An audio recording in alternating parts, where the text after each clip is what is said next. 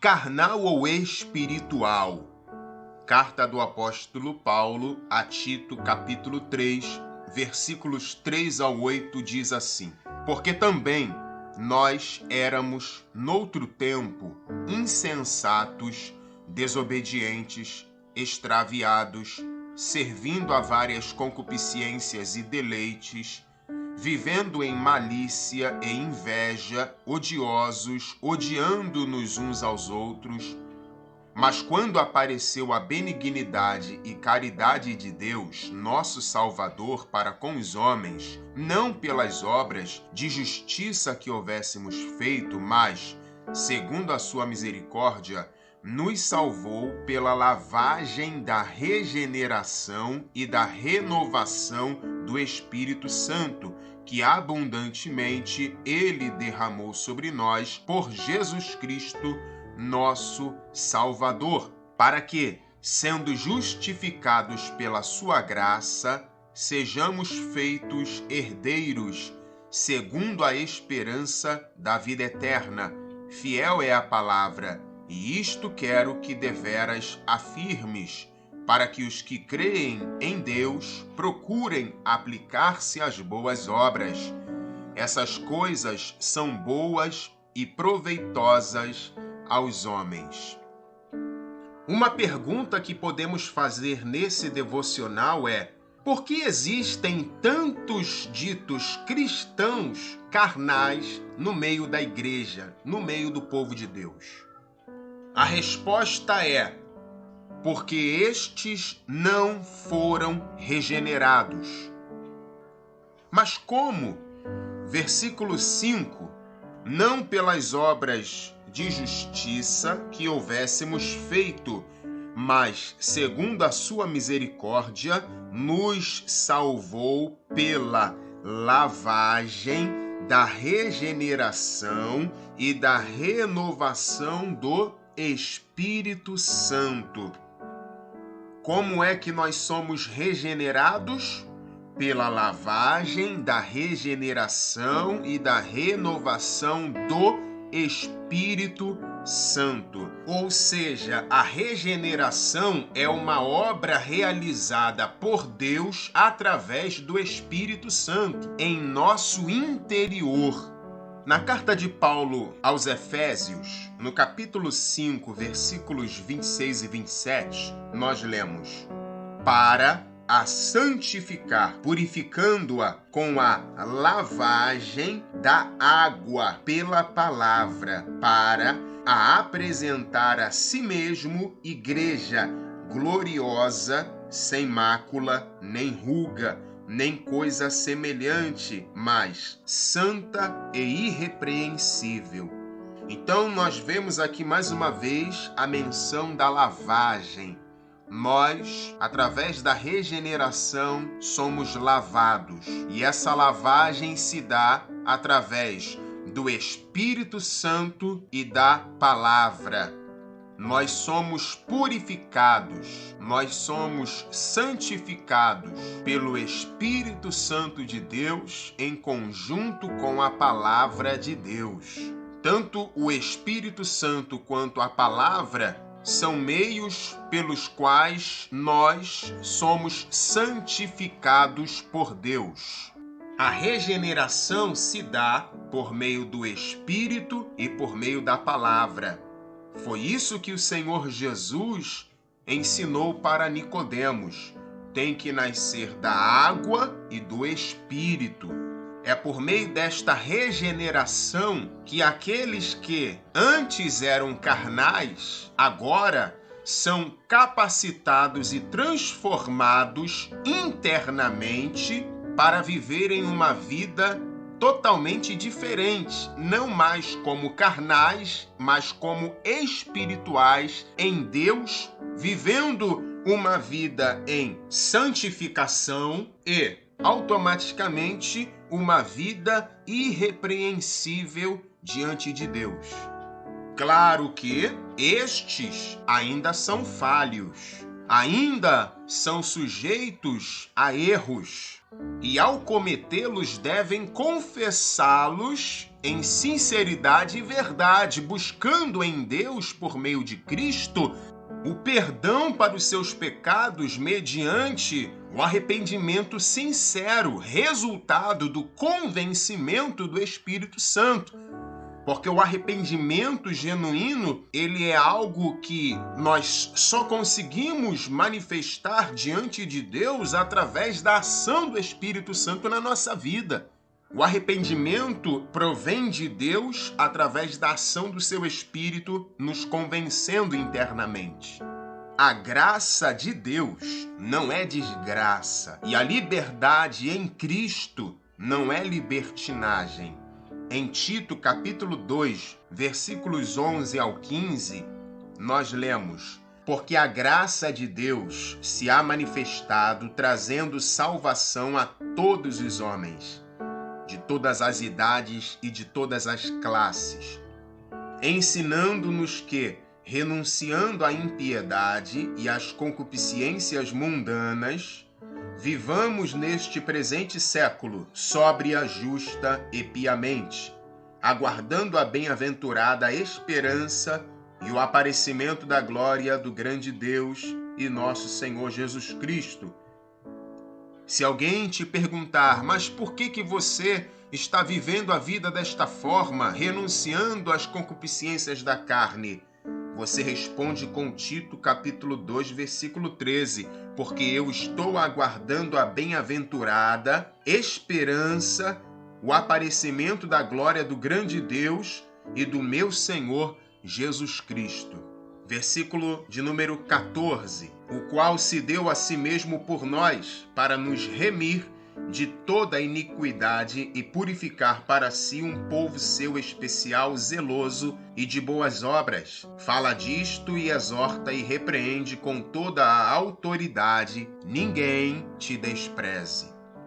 Cristo não morreu na cruz, não verteu o seu sangue, para que então agora eu possa viver no pecado à vontade e depois é só simplesmente pedir perdão a Deus, que Deus perdoa e eu prossigo nessa vida de iniquidade, acrescentando pecado a pecado, pecado sobre pecado, e à noite é só eu pedir perdão e a vida continua e eu prossigo vivendo desse modo, nessa vida pecaminosa. Não foi para isso que o Senhor Jesus morreu. Eu não posso banalizar o sangue de Cristo, muito menos ofender o Espírito da graça, o Espírito Santo de Deus, entristecendo-o. Porque se eu fizer isso, vai chegar uma hora que o Espírito de Deus, que é santo, vai se ausentar da minha vida. E se isso acontecer, automaticamente o meu nome, o seu nome, o nome de qualquer pessoa que viver desta forma será eliminado do livro da vida e então esta pessoa estará novamente debaixo da ira de Deus. E se morrer nesse estado, o seu final não será outro senão, infelizmente, o lago de fogo com enxofre. Não porque Deus queira isso, não porque Deus seja mau, mas porque a própria pessoa, através dos seus caminhos, traçou esse destino para a sua própria vida, determinou este final para a sua própria alma. Então a culpa não é de Deus, e sim da própria pessoa, que ao invés de viver uma vida se inclinando para as coisas do Espírito, optou por viver uma vida se inclinando para as coisas da carne, para as concupiscências da carne, para os desejos pervertidos da carne. Mesmo tendo conhecido o Evangelho e até mesmo sido transformado por meio do Evangelho, vivenciando uma experiência assim genuína no seu interior. Porém, é como Pedro escreveu: o cão volta ao próprio vômito e a porca lavada ao espojadouro de lama, ou seja, essas pessoas, após passarem por todo esse processo, decidem voltar para a velha prática, para o velho modo de vida, para as coisas da carne. vivendo como pessoas carnais e não mais como pessoas espirituais que se inclinam para as coisas do Espírito a fim de agradar a Deus. O apóstolo Paulo vai instruir Tito a transmitir instruções para pessoas de todas as idades, principalmente no meio do povo de Deus. Tito capítulo 2, versículos 1 ao 10 diz assim: Tu, porém, fala o que convém à sã doutrina, os velhos que sejam sóbrios, graves, prudentes, sãos na fé, no amor e na paciência. As mulheres idosas, semelhantemente, que sejam sérias no seu viver, como convém a santas, não caluniadoras, não dadas a muito vinho, mestras no bem, para que ensinem as mulheres novas a serem prudentes, a amarem seus maridos e a amarem seus filhos, a serem moderadas, castas ou puras, boas donas de casa, sujeitas a seu marido, a fim de que a palavra de Deus não seja blasfemada. Exorta semelhantemente os jovens a que sejam moderados, equilibrados.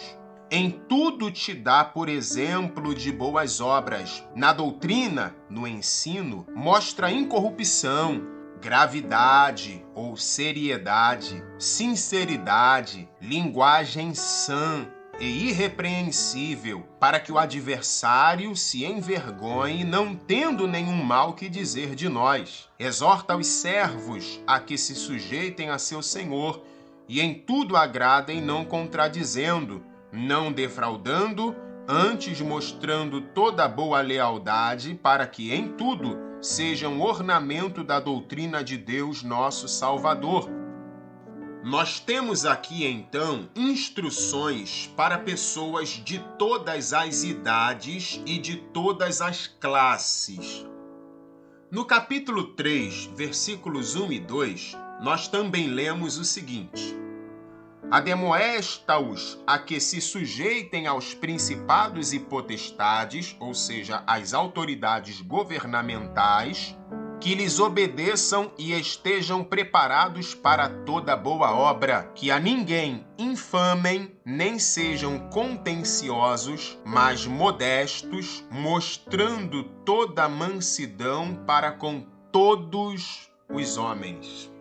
O apóstolo Paulo apresenta um novo estilo de vida que precisa ser vivido por aqueles que verdadeiramente foram regenerados, transformados, lavados, purificados, santificados por meio do Espírito Santo e da palavra da verdade. Estes não podem mais continuar vivendo e procedendo como carnais.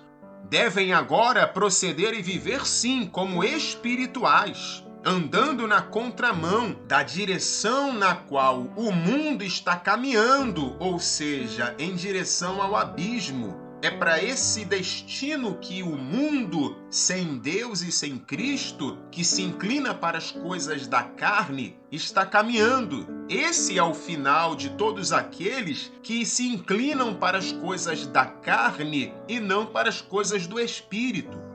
Aqueles que têm esta esperança em si, a esperança da salvação, da vida eterna, da vinda de Cristo, não podem continuar vivendo como carnais. Antes devem viver como espirituais, como pessoas transformadas, regeneradas, lavadas, renovadas, que se inclinam para as coisas do Espírito, evidenciando assim automaticamente que estes têm em si o Espírito Santo, o que evidencia que verdadeiramente nós somos filhos de Deus. Não sejamos carnais, não nos inclinemos para as coisas da carne como antes fazíamos. Sejamos espirituais, nos inclinemos para as coisas do Espírito. Vivamos neste presente século sóbria, justa e piamente, pois é esse estilo de vida que se espera de alguém que foi verdadeiramente regenerado pela ação do Espírito em conjunto com a palavra de Deus.